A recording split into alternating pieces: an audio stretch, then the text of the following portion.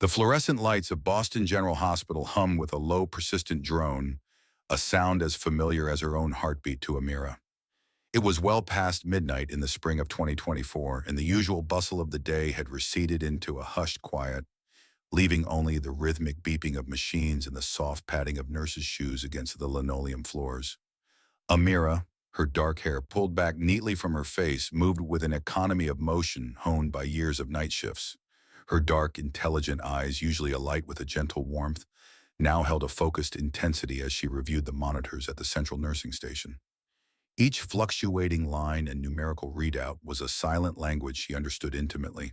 She was a woman of quiet strength, her presence in the ward a subtle reassurance to both patients and their worried families.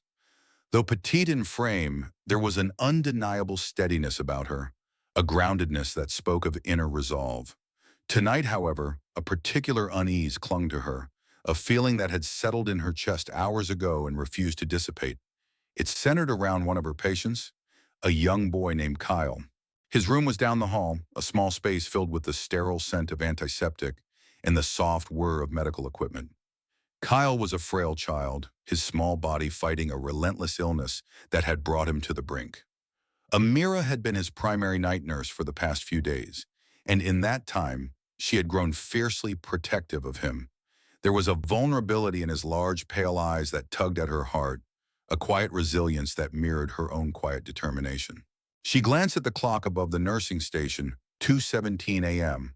Time moved differently in the hospital at night, stretching into long, silent corridors of observation and vigilance.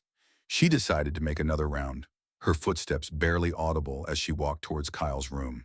In the dimly lit private room, Kyle lay still beneath a thin white blanket, his small chest rising and falling with shallow breaths. His father, David Clark, a striking man with intense green eyes that now held a deep well of worry, sat vigil by his bedside. His handsome features were etched with exhaustion, his usual air of confident authority replaced by a raw vulnerability. He watched his son with an unwavering gaze, his hand hovering just above the boy's, as if willing strength into his fragile body. David Clark was a man accustomed to control, a successful businessman who navigated the complexities of the corporate world with sharp intellect and decisive action. But here, in the quiet stillness of his son's hospital room, he was powerless against the unseen enemy that threatened to steal his child away. His green eyes, usually so full of life and ambition, were now shadowed with fear and a desperate hope. Across the city, in a sprawling, modern house that felt cold and empty despite its expensive furnishings, David's young wife, Emily, lay in their large bed. Her sleep was restless, her brow furrowed with an unspoken tension. Her pale complexion seemed even more stark in the dim light filtering through the heavy curtains. There was a brittle elegance about her, a carefully constructed facade that often masked a simmering impatience. Tonight, however, the mask seemed to slip, revealing a flicker of something darker in her tightly closed eyes. She turned restlessly, pulling the silken sheets around her, a sense of unease pervading the silence of the room. Back in the hushed corridors of the hospital, Amira made her rounds, her senses alert to any subtle change in her patient's conditions. She checked IV drips, adjusted monitors, and offered quiet words of reassurance to those who were awake and anxious. But her thoughts kept returning to Kyle, to the fragility of his life hanging in the balance. She paused outside his room, her hand hovering over the door handle. There was a stillness within that room that felt different tonight, a subtle shift in the atmosphere that pricked at her intuition. She couldn't explain it, but a knot of apprehension tightened in her stomach. She pushed the door open gently and stepped inside, her gaze immediately drawn to the small figure in the bed. The rhythmic beeping of the heart monitor was a constant reassurance, yet the air felt heavy, charged with an unspoken tension. David still sat by his son's side, his head bowed in what looked like a silent prayer.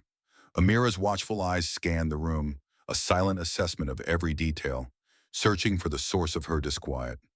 The night was far from over, and for Amira, the weight of her responsibility felt heavier than ever.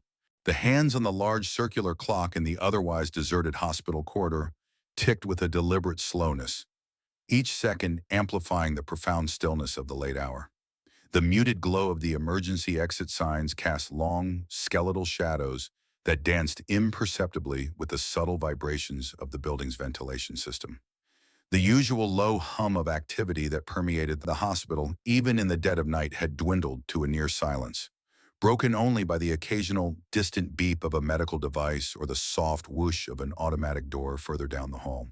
Outside, the city of Boston slept under a blanket of darkness, the distant sounds of traffic a muffled murmur that barely penetrated the thick walls of the hospital.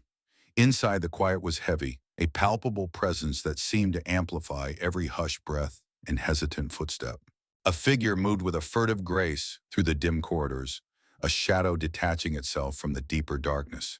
It was Emily Clark, her usually composed features now contorted into an expression that was far removed from her practiced elegance.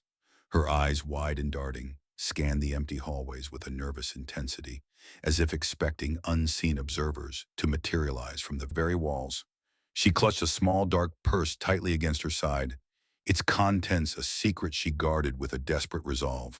Her movements were uncharacteristic, lacking the smooth, confident stride she usually displayed.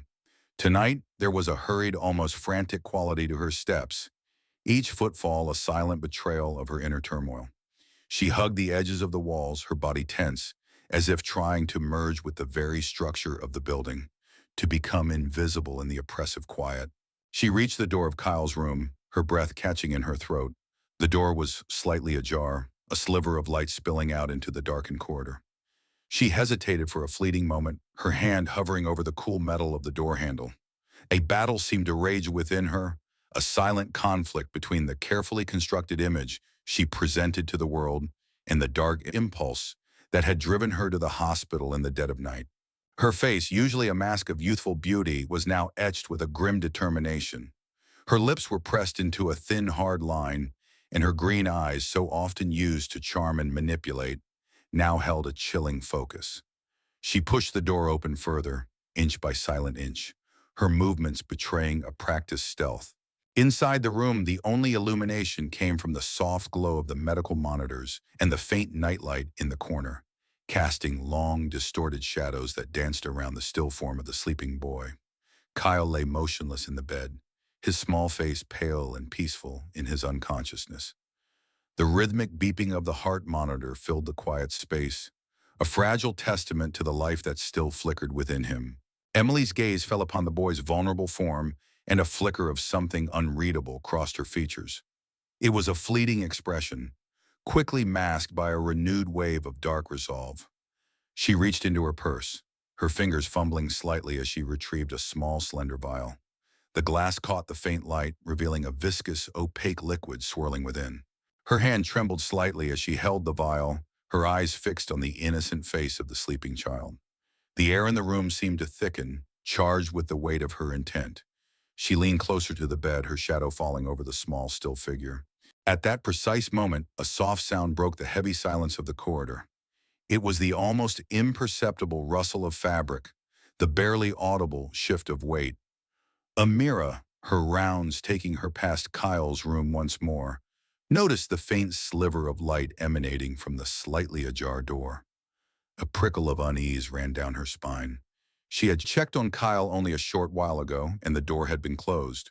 Her steps faltered. She paused in the darkened hallway, her senses immediately on high alert. The combination of the open door and the unusual stillness within the room triggered an instinct honed by years of nursing, a silent alarm that something was amiss. She moved closer, her footsteps silent on the linoleum floor. She peered through the narrow opening, her dark eyes struggling to penetrate the dim light within. A figure stood beside Kyle's bed, a figure that was not David, a figure that radiated a palpable sense of wrongness. Amira froze, her breath catching in her throat, a cold premonition gripping her heart. She couldn't make out the person's features clearly in the low light, but the tense posture and the furtive movements sent a jolt of alarm through her. Something was terribly wrong. The scene inside Kyle's dimly lit room erupted in a sudden, silent chaos. Amira's quiet apprehension transmuted into swift, decisive action. The moment her eyes registered the vial clutched in Emily's trembling hand. Poised precariously close to Kyle's still form, a surge of adrenaline propelled her forward. There was no time for hesitation, no space for doubt. Her training, her instincts, and a fierce protectiveness for the vulnerable child coalesced into a single powerful impulse. She lunged into the room, her movements a blur of focused energy. Emily, startled by the unexpected intrusion, recoiled, her eyes widening in a mixture of shock and terror. The vial slipped slightly in her grasp. Amira reached out, her hand clamping down on Emily's wrist. With a sharp, decisive twist, Amira managed to dislodge the vial from Emily's grasp. The small glass container tumbled through the air, landing with a soft thud on the linoleum floor near the bedside table, the viscous liquid within sloshing ominously. Panic flared in Emily's eyes. Her carefully constructed composure shattered, replaced by a raw, primal fear of exposure. Her mind raced, calculating escape routes, desperate to erase the evidence of her presence and her intent. Without a word, she shoved past Amira, her body tense and rigid, and bolted towards the open doorway, her footsteps echoing sharply in the sudden silence. Amira, her attention immediately snapping back to Kyle, saw the horrifying reality of the situation. The boy's breathing had become shallow and erratic, his small chest barely rising and falling. His face, already pale, had taken on a worrying bluish tinge. Every precious second counted. Ignoring the fleeing figure of Emily, Amira whirled around and focused all her energy on the child. Her movements were swift and precise, each action ingrained by years of emergency training. She pressed the emergency call button, her hand already moving to assess Kyle's vital signs. His pulse was faint, almost imperceptible. Code Blue, Pediatric Intensive Care, Room 312. Her voice, though strained with urgency, remained clear and commanding as she spoke into the wall-mounted communicator. Without waiting for a response, she began the initial steps of resuscitation. She positioned Kyle's small body carefully, tilting his head back to open his airway. Her fingers checked for any obstruction, her mind racing through the protocols. She placed her ear close to his mouth, listening for any sign of breath, her heart pounding in her chest. The rhythmic beeping of the heart monitor, which had been a constant presence, now began to falter, the steady peaks and valleys becoming erratic and jagged. A cold dread washed over Amira, but she pushed it down, her focus unwavering. She began chest compressions, her hands pressing firmly but gently on his small sternum, counting silently in her head, maintaining the precise rhythm and depth required for a child. Her brow furrowed with concentration, her lips pressed tightly together. Just as she was about to administer rescue breaths, the sound of frantic footsteps echoed in the hallway. David, who had been sitting in a nearby chair, his head bowed in exhaustion, had been jolted awake by the commotion and the raised voices. He stumbled to his feet and rushed towards Kyle's room, his heart pounding with a sudden, inexplicable fear. He burst through the doorway, his eyes widening in horror at the chaotic scene that unfolded before him. He saw Amira kneeling over his son, her hands pressing urgently on his chest. He saw the overturned bedside table, the spilled vial glinting ominously on the floor, and the retreating figure of a woman disappearing down the corridor.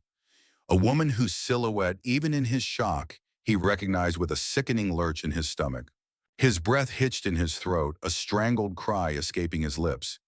"Kyle!"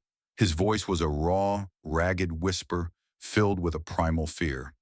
He stood frozen in the doorway for a split second, his mind struggling to comprehend the horrifying tableau before him.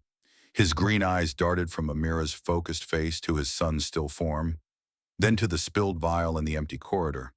A wave of nausea washed over him, the pieces of the puzzle beginning to form a terrifying picture. Amira, acutely aware of David's presence, offered a brief, strained glance, her eyes conveying the gravity of the situation without uttering a word. Then her focus returned entirely to Kyle. The arrival of the crash cart, pushed by two other nurses and a doctor, broke the stunned silence. The small room suddenly filled with a flurry of controlled activity. Amira quickly briefed the arriving medical team, her voice calm and professional despite the urgency of the situation. She continued chest compressions as the doctor took over airway management, inserting an endotracheal tube. The nurses worked swiftly, connecting monitors, preparing medications, their movements synchronized and efficient. David stood huddled in the corner of the room, his face ashen, his body trembling. His eyes remained fixed on his son, on the small, fragile life that hung precariously in the balance. His mind reeled, trying to reconcile the horrifying images he had just witnessed. The fleeing figure, Emily, the spilled vial. A terrifying suspicion began to solidify in his heart, a cold dread that threatened to overwhelm him. Amira, her uniform now damp with sweat, Her brow furrowed in intense concentration, remained at Kyle's side, her hands working tirelessly. She administered medications, monitored the vital signs displayed on the screen, her every action guided by a fierce determination to pull the boy back from the brink. The small room became a battleground, a silent, desperate fight against the encroaching darkness. The rhythmic beeping of the monitors remained erratic, a stark reminder of the precariousness of their struggle. Amira's focus never wavered, her unwavering resolve the only beacon of hope in the tense, suffocating atmosphere. The immediate crisis had passed, the frantic energy of the code blue receding into a tense vigilance. Kyle remained in the pediatric intensive care unit, his small body tethered to a network of tubes and wires, each connection a fragile lifeline. Amira became a constant presence by his bedside, her days and nights blurring into a continuous cycle of monitoring, administering medication, and meticulously adjusting his care. Sleep became a luxury she could scarcely afford, snatched in brief intervals on a hard chair in the corner of the room or during hurried breaks in the quiet nurse's lounge. Her face, usually animated with a gentle smile for her patients, now carried a permanent air of focused determination. The dark circles under her eyes spoke of countless sleepless hours, but her gaze remained sharp and unwavering as she studied the readings on the monitors, her mind constantly analyzing the subtle shifts in Kyle's condition. Every fractional change in his heart rate, every slight variation in his breathing pattern was noted, recorded, and acted upon with precision and care. She anticipated his needs before they were even voiced, her intuitive understanding of his fragile state guiding her every action. David remained a steadfast presence in the room, a silent sentinel watching over his son. His initial shock and horror had slowly given way to a profound gratitude and a growing respect for Amira. His green eyes, still shadowed with worry, followed her every movement with an almost reverent attention. He witnessed her tireless dedication, the gentle touch with which she adjusted Kyle's blankets, the quiet reassurance she murmured even when the boy was unconscious. He saw in her a strength and compassion that he had rarely encountered. He often sat for hours in a chair near the window, his gaze fixed on Amira, a silent acknowledgement of the lifeline she represented for his son. He brought her lukewarm coffee and offered quiet words of thanks, his voice thick with emotion that he struggled to articulate fully. In stark contrast, Emily's presence in the hospital became increasingly infrequent. Her initial visits after the incident were marked by a forced concern and a nervous agitation. Her green eyes, once so vibrant, now held a guarded coolness, and her interactions with both Kyle and David were brief and strained. She offered perfunctory inquiries about Kyle's condition, her gaze often drifting away, her attention seemingly elsewhere. Her touch, when she did briefly lay a hand on Kyle's arm, felt distant and unnatural. Amira observed Emily's behavior with a quiet unease. There was a disconnect between her words of concern and the coldness in her eyes, a subtle dissonance that Amira's keen intuition registered. She noticed the fleeting moments of irritation that flickered across Emily's face when Kyle's condition showed little improvement, the barely concealed sighs of impatience. But Amira's primary focus remained resolutely on Kyle. The battle for his life consumed all her energy and attention, leaving little room for speculation about the strange dynamics between father and stepmother. The days bled into nights, marked only by the changing shifts of the hospital staff and the slow incremental progress in Kyle's condition. Amira continued her unwavering vigil, her commitment fueled by a deep sense of responsibility and a growing affection for the small boy who fought so bravely. She spoke to him softly, her voice a soothing balm in the sterile environment, telling him stories and encouraging him to keep fighting. She adjusted his pillows, moistened his lips, and held his small hand in hers, offering a silent reassurance of her presence. David watched this quiet devotion unfold, his admiration for Amira deepening with each passing hour. He saw the genuine care in her eyes, the unwavering determination in her touch. He began to notice small details, the way she anticipated Kyle's discomfort, the gentle song she hummed softly under her breath, the almost imperceptible smile that touched her lips when Kyle showed even the slightest sign of improvement. Emily's visits dwindled to mere formalities, brief appearances marked by an air of detachment. Her eyes often flickered towards Amira with a strange mixture of resentment and something akin to fear. Amira noticed these glances, the subtle tightening of Emily's jaw, the way her hands clenched nervously in her lap. But she remained focused on her patient, her professional demeanor unwavering. The unspoken tension in the room was palpable, a silent undercurrent that David seemed increasingly aware of, his green eyes often shifting between his wife and the dedicated nurse with a growing unease. The weight of the near tragedy hung heavy in the air, a constant reminder of the fragility of life and the darkness that could lurk beneath a veneer of normalcy. Amira, the quiet guardian at Kyle's bedside, remained the steadfast beacon of hope, her tireless efforts slowly but surely guiding the small boy back towards the light. The Bessone Noche continued, each one a testament to her unwavering commitment and the silent battle she waged alongside a small boy fighting for his life. As the relentless days and nights blurred into a semblance of routine within the sterile confines of the PICU, a subtle but significant shift occurred in Kyle's condition. The erratic beeping of the monitors gradually settled into a more regular rhythm.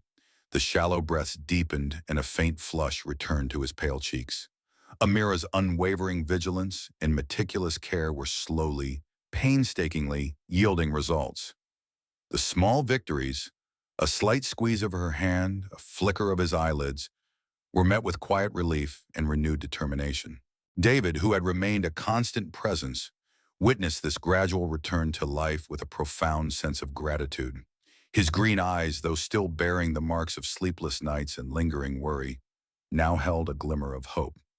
He watched Amira's every interaction with his son, the gentle way she spoke to him, the unwavering focus in her dark eyes, and a deep respect blossomed within him. However, amidst this fragile progress, a growing unease began to gnaw at David. He couldn't shake the memory of Emily's hurried departure from Kyle's room that night, the fleeting glimpse of fear in her eyes. He replayed their subsequent interactions, her forced concern, her evasiveness when he asked about her presence in the hospital so late. He recalled the almost imperceptible tremor in her hands, the way she avoided his gaze, the image of the spilled vial on the floor, a silent testament to a terrifying possibility, haunted him. He remembered Amira's swift intervention, her unwavering focus on saving Kyle's life. A chilling suspicion began to take root in his mind, a seed of doubt that grew with each passing day. He started to observe Emily more closely, his green eyes now filled with a wary scrutiny. He noticed her increasing agitation, her nervous pacing around their otherwise silent house. She jumped at the slightest sound, her sleep remained fitful, and her conversations with him were stilted and distant. When he tried to talk about Kyle, she would offer brief, generic responses, her gaze drifting away as if the subject made her deeply uncomfortable. He remembered the hushed phone calls she took in another room, her voice low and guarded. He recalled the times she had abruptly ended conversations when he entered the room. Small, seemingly insignificant details began to coalesce into a disturbing pattern. The memory of the vial became an obsession.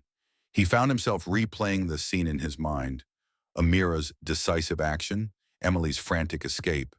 He couldn't reconcile the woman he thought he knew with the chilling implications of that night. Driven by a gnawing suspicion and a desperate need for answers, David began his own quiet investigation. He subtly questioned the hospital staff, careful not to raise any alarms. He reviewed security footage, his green eyes scanning hours of grainy images, searching for any clue that might shed light on Emily's presence in Kyle's room that night. He remembered Amira's initial reaction, the way she had frozen in the corridor upon seeing Emily. He sought her out during one of her brief breaks, his voice low and hesitant as he asked her about what she had seen. Amira, her dark eyes filled with a quiet understanding of his unspoken fears, recounted the events of that night with a precise clarity, her words confirming his growing dread. The pieces of the puzzle clicked into place with a sickening finality. The vial, Emily's behavior, Amira's intervention, it all pointed to a horrifying truth that David struggled to comprehend.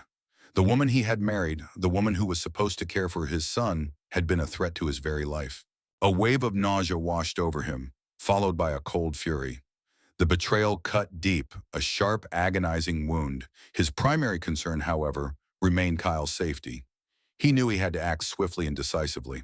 Gathering the fragmented pieces of evidence, Amira's account, his own observations of Emily's increasingly erratic behavior, and the lingering image of the vial, David made a difficult decision. He contacted the authorities. He met with the police detectives, his voice strained but resolute as he recounted the events of that night. He presented the information he had gathered, his green eyes filled with a mixture of grief and a steely determination to protect his son. The police took his allegations seriously. They interviewed Amira, whose calm and detailed account corroborated David's suspicions. They launched their own investigation, their experienced eyes quickly recognizing the gravity of the situation. The evidence mounted swiftly. Security footage confirmed Emily's clandestine entry into Kyle's room late that night. Further investigation revealed inconsistencies in Emily's statements and a pattern of behavior that painted a disturbing picture. The authorities acted quickly. Emily was apprehended at their home, her initial shock giving way to a cold, defiant silence. The small vial, recovered from the floor of Kyle's room, was sent for analysis. David received the news of Emily's arrest with a complex mix of emotions. Relief that the threat to his son had been neutralized warred with the agonizing realization of his wife's betrayal. He felt a profound sense of shock and disbelief, struggling to reconcile the woman he had loved with the chilling actions she had allegedly taken. Amidst this turmoil, his gratitude towards Amira deepened immeasurably. He knew without a shadow of a doubt that her swift action and unwavering dedication had saved his son's life. He looked at her, his green eyes filled with a profound and heartfelt thankfulness that transcended words. He saw in her not just a skilled nurse, but a guardian angel who had intervened in the darkest of nights. The weight of his wife's betrayal was immense, but the unwavering presence of Amira, the silent protector of his child, offered a fragile glimmer of hope in the midst of his despair. Time, a relentless current, flowed onward, carrying with it the weight of past trauma and the fragile promise of a new beginning. Kyle, his small body displaying a remarkable resilience, gradually mended under the unwavering care of Amira and the constant, loving presence of his father. The sterile confines of the hospital room slowly transformed into a space filled with quiet stories, gentle laughter, and the unspoken language of healing. Amira's dark eyes, once shadowed with concern, now often held a soft warmth as she watched Kyle's tentative steps towards recovery. She engaged him in quiet games, read him stories in soothing tones, and patiently guided him through his physical therapy exercises. David, witnessing this tender care, found his initial gratitude for Amira deepening into a profound and undeniable affection. He spent countless hours by their side, his green eyes observing Amira's innate kindness, her unwavering patience, and the genuine connection she had forged with his son. He saw in her not only the woman who had saved Kyle's life, but also a person of extraordinary empathy and quiet strength, someone who radiated a warmth that had been absent from his life for far too long. The sterile environment of the hospital seemed to soften around her presence, infused with a sense of genuine human connection. As Kyle grew stronger, the need for constant medical supervision lessened, and their world began to expand beyond the hospital walls. Amira transitioned from Kyle's dedicated nurse to a cherished presence in their home. She moved into the spacious house that had once felt cold and empty, her quiet strength and gentle spirit gradually filling the void left by the chilling betrayal. She created a sense of calm and stability, her presence a soothing balm for both father and son. David found himself increasingly drawn to Amira's quiet wisdom and compassionate nature. He sought her counsel not only on matters concerning Kyle, but also on the everyday complexities of life. He admired her unwavering integrity, her selfless dedication, and the subtle strength that lay beneath her gentle demeanor. He saw her interact with Kyle, her dark eyes filled with genuine affection, and a deep longing began to stir within him, a yearning for a connection that transcended mere gratitude. One quiet evening, as the last rays of sunlight streamed through the living room window, illuminating the dust motes dancing in the air, David found himself alone with Amira. Kyle was upstairs, finally sleeping soundly after a day filled with tentative adventures in the garden. David turned to Amira, his green eyes filled with an earnest sincerity. The words he had held back for so long finally found their voice, spoken softly but with a profound depth of feeling. He confessed the emotions that had been growing within him, acknowledging the extraordinary circumstances that had brought them together, but emphasizing the genuine connection he felt. Amira listened intently, her dark eyes meeting his with a mixture of surprise and a quiet understanding.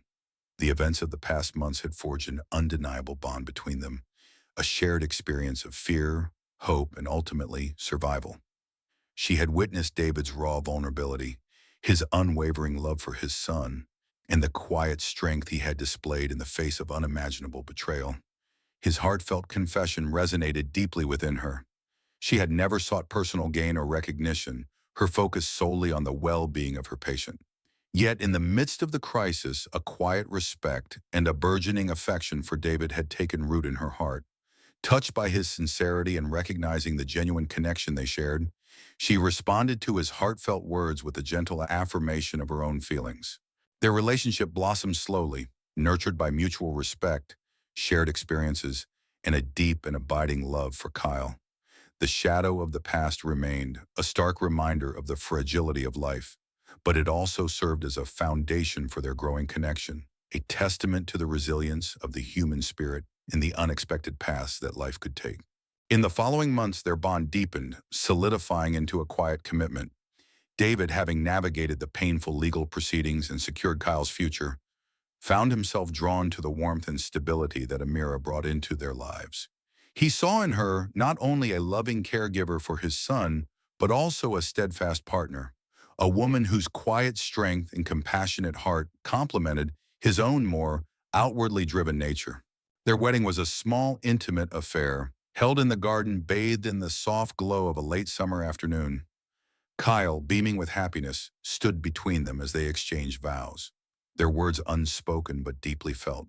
Their union, born from the ashes of tragedy and nurtured by mutual respect and a shared love for the little boy who had inadvertently brought them together, marked not an end, but a profound and hopeful new beginning. Amira, who had never sought personal reward or recognition, found herself embraced by a loving family, her quiet dedication finally acknowledged, not with accolades, but with the deep and abiding affection of a man and a child whose lives she had irrevocably touched.